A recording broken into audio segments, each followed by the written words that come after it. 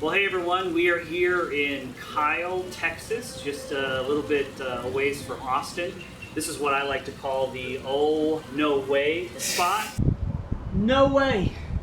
This is where John pulled his first triple foot jam decade. I remember that very, very well. Yes, me too.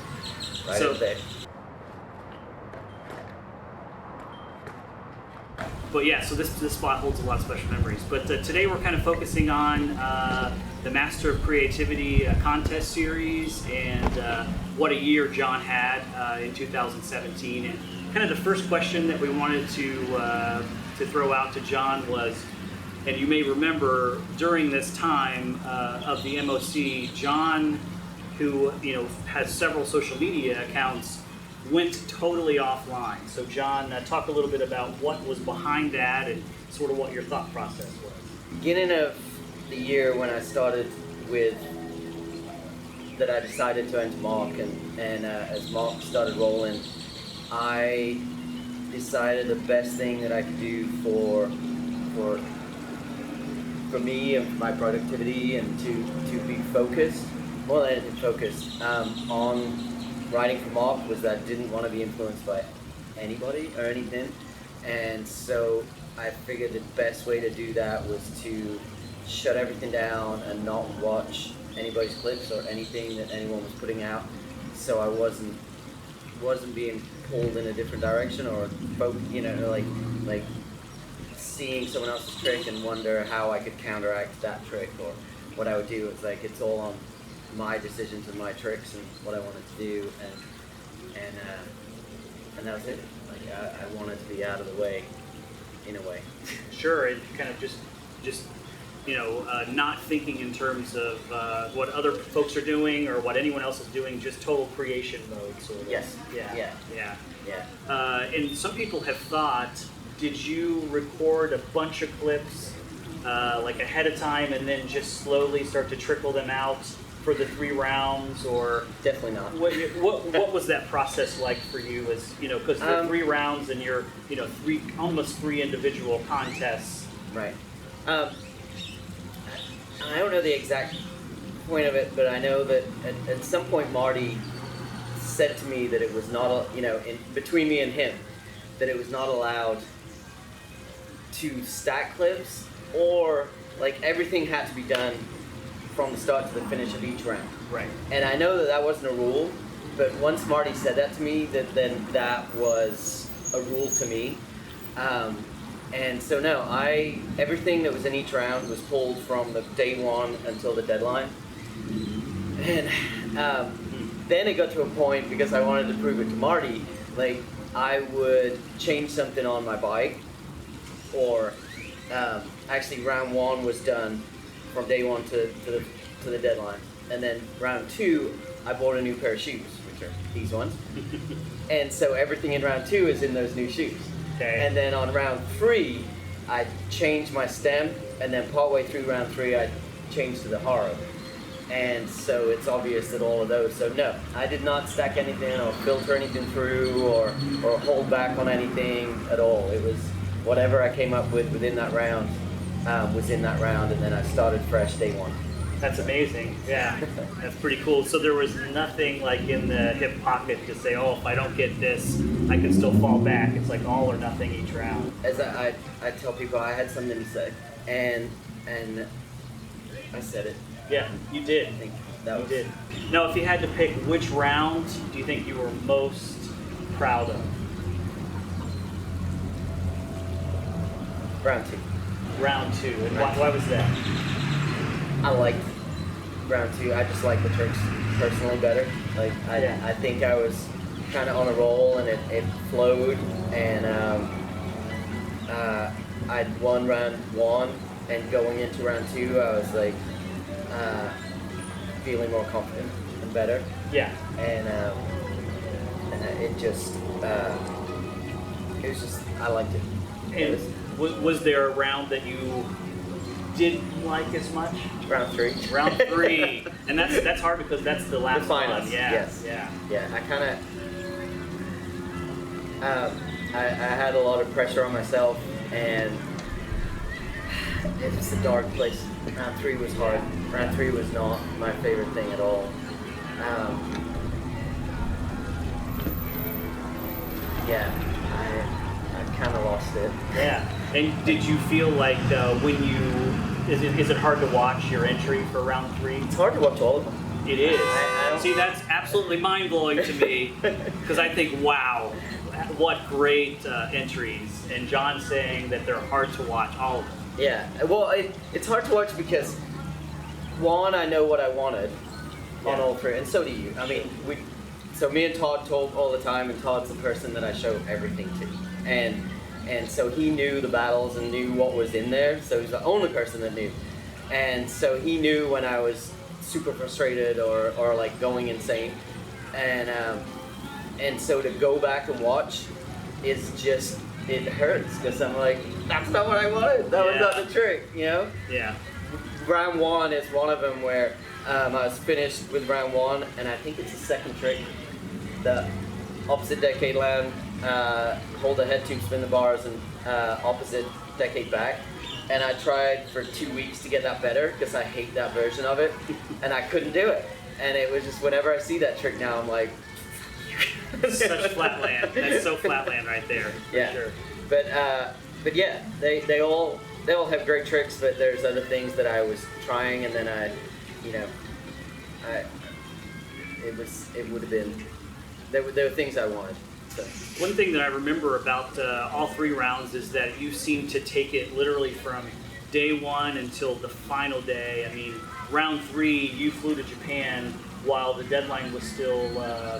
I had 1 day. It was clicking, so you had 1 day left in Japan, and so you got up at like sunrise or something, and you were out, and you had a contest the following day, I believe. Yeah. And you were like, I still got to get my MOC entry in. So like your whole day was like MOC, trying. Well, I also had to go and try and ride there when nobody was there. So I was trying to ride Meriken Park, and when nobody was around because I couldn't show anybody any tricks.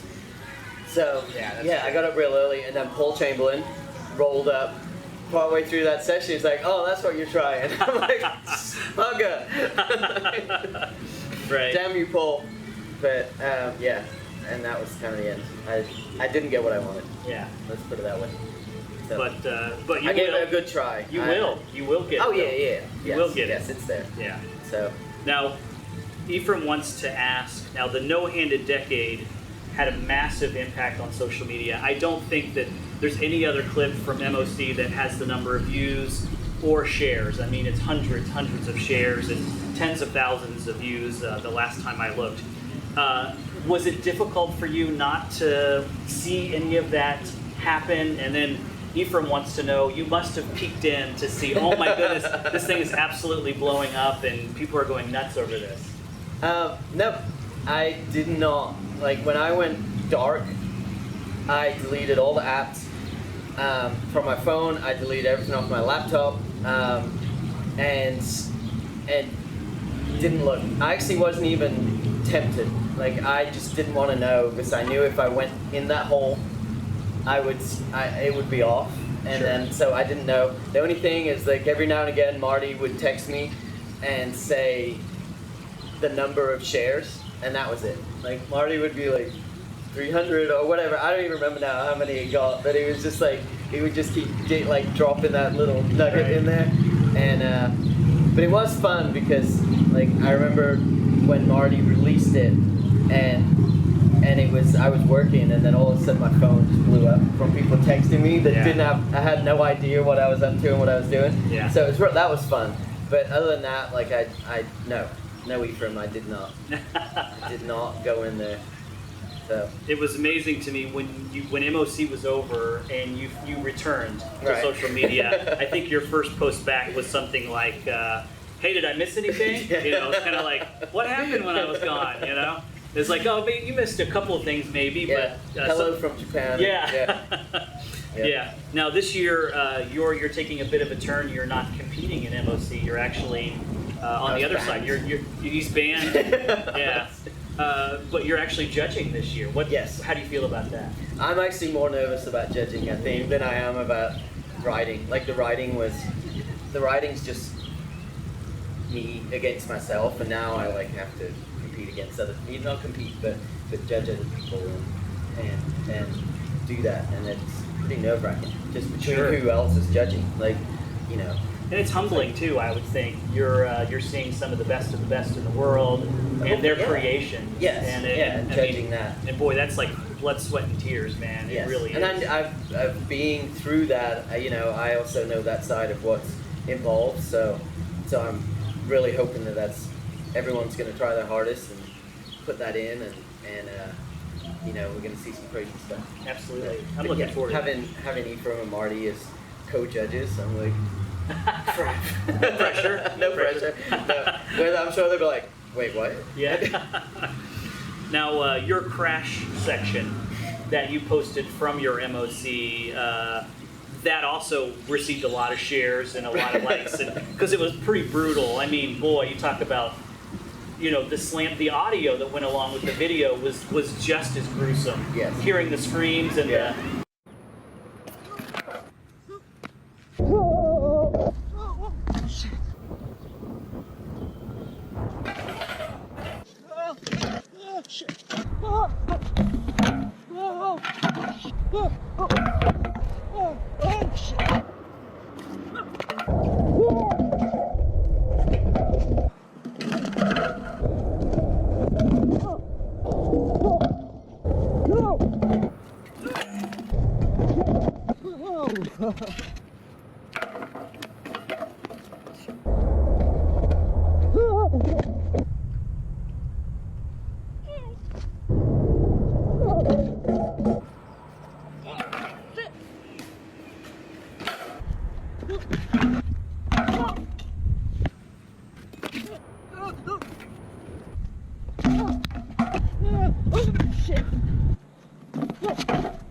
What was the worst slam that you had, or at least the most memorable?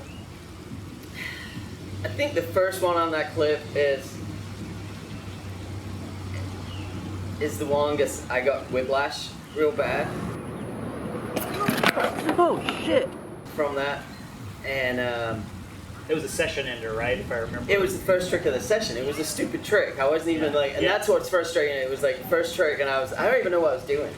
Like I was just like kind of striding over, and I was like, and my hands were slant. I didn't get them on the ground, and I just whacked it like hard. Yeah. And I mean, I got the whiplash and that, but I think a lot of the other ones, because like in a way that was kind of the most memorable one because of what I did. But I think a lot of the others were just the frustration. Sure. There was a lot of frustration going along with what I was trying, and I was crashing, and to me those are worse than the physical pain or something. It's like the mental part of it that you crash trying something that you really need.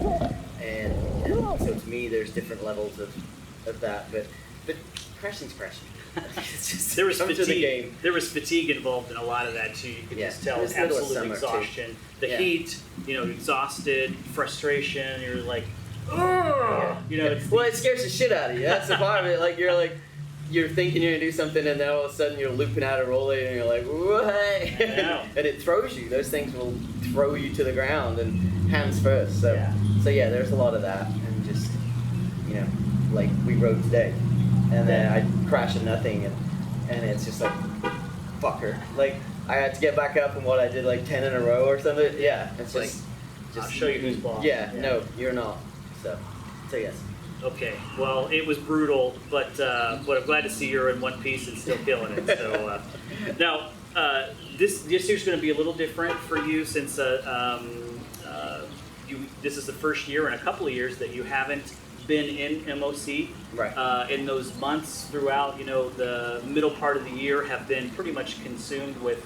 I think you mentioned to me that MOC takes it's a huge effort. I mean, you had to get permission from Jessie, John's wife, to enter last year because she knows the commitment level that it takes. You said it takes time. Yeah. You have to steal time away from family, steal time away from work, and it's like, so what's going to be your focus this year? Because, the focus this year without MOC. And I'm really, like, there's a lot of things that, honestly, there's a lot of things in mock that I didn't do. And there's a lot of undone things, and I honestly have kind of taken a little bit of time after mock just to chill out. I've still been writing, but now it's kind of the springtime's here, and I'm just really motivated. Yeah. Like, it's time. And so, I don't know, I'll probably work on kind of the ideas, like I'll do some kind of edit. I don't know when or what that'll be, but there's stuff from last year. Finals, there's stuff. Yeah, there is stuff. There's stuff I'm not gonna say. I mean, Yeah. it's pretty obvious if you've seen stuff, you know. Yeah. If you watch mock, you know where I'm going. Yeah. You know what's going on. Yeah. I'm not gonna say certain tricks because there's lots of those tricks that I don't know if I'll get. But yes, it's decades. Yeah. Rolling decades, that kind of stuff. So having fun. I kind of want to have fun this year. Absolutely. Yeah. Mock was not fun. And if you're entering mock, it's not fun. It shouldn't be fun. It's hard work. It's work. Yeah, like I think we're going back to a couple of questions ago, but I'll just say it. I waited till the last 5 minutes to hit send to register for mock, and that wasn't something. That was like me going through the mental anxiety of like, do I want to do this? Do I want to go down that path? Because I knew that I wanted to win. I'm not gonna lie. Like, if I was going in, I'm going in full speed and as hard as I can. And I made that commitment in the last minute. Like, I was like, no, yes, no, yes, no. And finally I hit send. I'm like, oh crap, what did I do? Yeah. And so I went in there, and it was all day, every day, like giving everything. And yeah, I think that it shows, and you have to do that if you're going to compete this year. If you're going into that, then that should be the way that you treat it, because there's already some pretty big hitters that are. Now, any words of advice for folks who are on the fence right now that are thinking, I want to register? It could be fun to do. What would you say to those folks who are sort of? Everybody should do it. I think it just pushes you as a writer so hard that like I probably would have just kept going along at a certain pace if I hadn't had entered the last 2 years. Sure. And I think if you think about it, it's just going to bring out a lot in you, like as a writer, and it has to bring out your originality, which I think it would, even if you do it just this year and this summer, then for next year you're going to be leaps ahead of where you probably would have been. Mm-hmm. And it's going to do a lot to help you progress and go and show you a lot about yourself. Honestly, it really does. It does help. It helps with productivity. Now, this one's a very difficult one, kind of before as we're wrapping up here. But if you had to pick one trick from MOC 2017 that is your favorite or most memorable, what would you pick? God, no clue. Really? No. Because we were talking a couple days ago about he hit a combo for round 3. And he was freaking out because he's like, dude, it's 6 seconds. I can't do this. I can't leave this clip in. He's like, it's way too long. He's like, most of my clips are like 3 seconds. I'm like, 6 seconds? Yeah. I can't even pedal 6 seconds. I so hated that clip. And I posted it after, and everybody loved it. Yeah. And I hated it. And then I was so happy because I did 2 tricks. Yeah. To take that 6 seconds, I'm like, fuck off out. You're gone. And I took that one out, like I was so happy, and I got them both in there, and they were both really good. But that one was good, but it was just like, this is way too long. Right. Like there's too much in this. So he replaced the 6 second clip that he didn't like, which by the way it was really good, with 2 new bangers, both 3 seconds each. Yeah. So that's John Yull. That's crazy stuff. Anything else you'd like to say, John? Well, we've got people here. Just thanks to everybody. I mean, Marty, Ephraim, everybody that. Liked it, shared it, all the text, all the fun stuff, all the other competitors. Like honestly, and that's another part with Mark. If you're writing, it's not about the other guys. It's about you. You are doing battle with yourself from day one, and that's part of the good. The good part about me not watching anybody else's writing or anything is that it was like me, and you're like, that's good, man, that's good. And I'm like, no, it's not good enough. Do you think it's good enough to get like place, or is that, and you have to really push yourself and try, As our friend Joe Sisman always says, it's you against you. Yes. And that maybe I'll be coaching Joe a little bit. Yeah. Well, yeah. I guess I can't. You can't. You're a judge. So we're cut off, Joe, as soon as we get Sorry, to that point. Joe. Yeah. No Flatland Fuel banners, no bribes. No, you should have bought that banner for today. Well, Is that it? yeah, I think so. Minutes. All right. Awesome. Well, that was. Thanks for checking in. Yep. Thanks, ya. everybody. Cheers, Ephraim.